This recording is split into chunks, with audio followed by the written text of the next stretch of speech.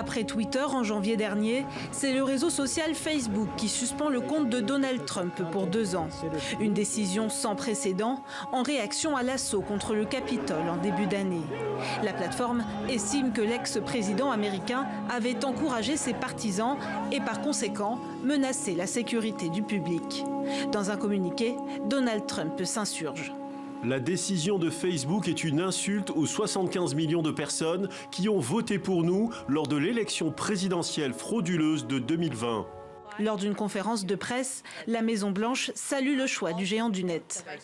Facebook, Twitter ou toute autre plateforme qui diffuse des informations à des millions d'Américains a la responsabilité de lutter contre la désinformation. Jusqu'ici, l'intérêt du public à s'informer avait poussé Facebook à garantir une immunité aux personnalités politiques.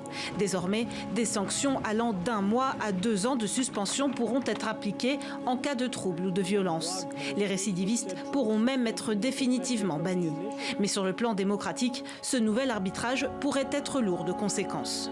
Aujourd'hui, effectivement, c'est un espace qui est aujourd'hui très important pour accéder à l'information ou à des types de communication qui ont trait à la vie publique. Et donc, on a un acteur privé qui s'appelle Facebook, qui a ses propres règles du jeu et qui, donc, à un moment donné, est en capacité de bloquer ou de suspendre. Aujourd'hui, on est dans une phase où les gouvernements du monde entier souhaitent réguler ces plateformes. On le voit d'ailleurs d'un point de vue impôt, mais c'est vrai aussi du point de vue taxation, mais c'est vrai aussi du point de vue encadrement de la liberté d'expression et prise de parole politique. Et donc, on ne sait pas ce qui va advenir.